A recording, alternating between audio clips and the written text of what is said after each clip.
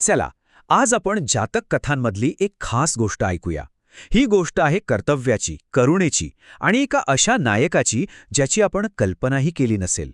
जरा विचार करा, हे शब्द कोणाचे असतील? कोण असेल हे जे इतक्या काळजीत आहे? चला, या आवाजामागची कहाणी काय आहे ते जाणून घेऊया. तर या कथेच्या केंद्रस्थानी आहे एक गिधाड राजा, ज्याच्यासाठी त्याचं कर्तव्यच सर्वस्व आहे.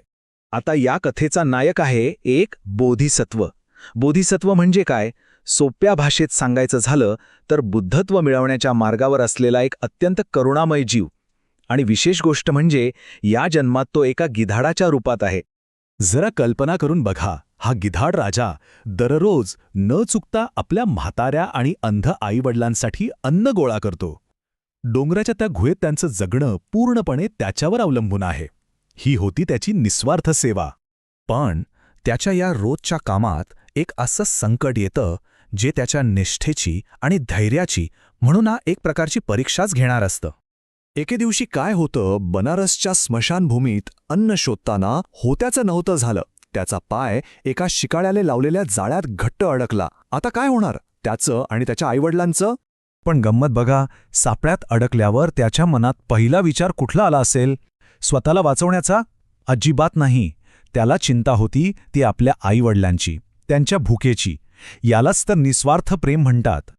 आणि मग तिथेच त्या सापळ्यातच एक अगदी अनपेक्षित संभाषण सुरू होतं. सापळ्यात अडकलेला पक्षी आणि त्याचा शिकारी यांच्यात. गिधाडाचा तो मानवी आवाजातला विलाप ऐकून शिकाऱ्याचा मुलगा तिथे येतो आणि तो तर अगदी चक्रावूनच जातो. अरे, एक पक्षी माणसासारखा कसा बोलू शकतो? त्याच्यासाठी हा एक खूप मोठा धक्का होता, साहजिकच आहे. आणि गिधाड राजा बघा, तो स्वतःसाठी जीवदान नाही मागत आहे. तो आपली व्यथा मांडतोय. तो म्हणतो, माझी चिंता सोडा, पण माझ्यावर जे अवलंबून आहेत, माझ्या आईवडिलांचं काय होईल? त्याचं सगळं लक्ष फक्त आणि फक्त आपल्या कर्तव्यावर आहे.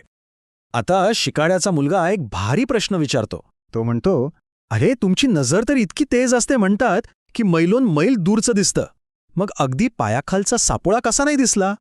यावर गिधाडाचं जे उत्तर आहे ना, ते आपल्याला खूप विचार करायला लावणारं आहे. तो म्हणतो, जेव्हा नशिबातच विनाश लिहिलेला असतो तेव्हा डोळ्यासमोर असूनही धोका दिसत नाही. म्हणजे बघा, नियतीपुढे आपलं शहाणपण चालत नाही, हेच त्याला सांगायचं होतं. गिधाडाची ही कर्तव्यनिष्ठा आणि त्याचं हे बोलणं ऐकून शिकाऱ्याच्या मुलाचं मन अक्षरशः बदलतं. त्याच्या बोलण्याने तो इतका प्रभावित होतो की तो त्याला लगेच मुक्त करतो.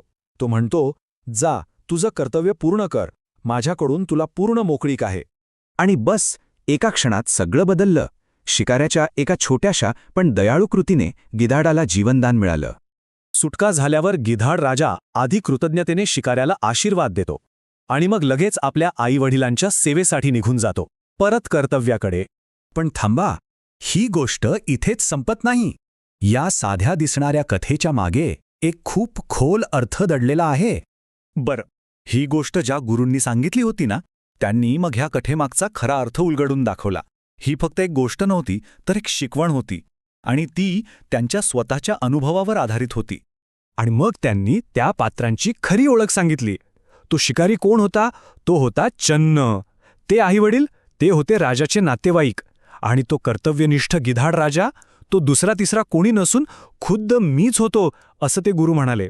म्हणजे विचार करा, हे सगळं त्यांच्याच एका पूर्वजन्मात घडलं होतं. याचा अर्थ काय होतो? सरळ आहे. चांगले गुण, कर्तव्यनिष्ठा या गोष्टी जन्मोजन्मी आपल्या सोबत राहतात. गिधाड म्हणून जन्माला येऊनसुद्धा त्याचा तो बोधिसत्वाचा स्वभाव आणि ती करुणा ती तशीच कायम होती. ही कथा आपल्याला एक महत्त्वाचा प्रश्न विचारायला लावते. आपण शहाणपण आणि करुणा या गोष्टी फक्त मोठ्या लोकांकडून किंवा मोठमोठ्या ग्रंथांमधूनच शोधतो का? कधीकधी सगळ्यात अनपेक्षित ठिकाणी, एखाद्या अगदी सामान्य वाटणाऱ्या जीवातूनही आपल्याला आयुष्याची खूप मोठी शिकवण मिळू शकते, नाही का?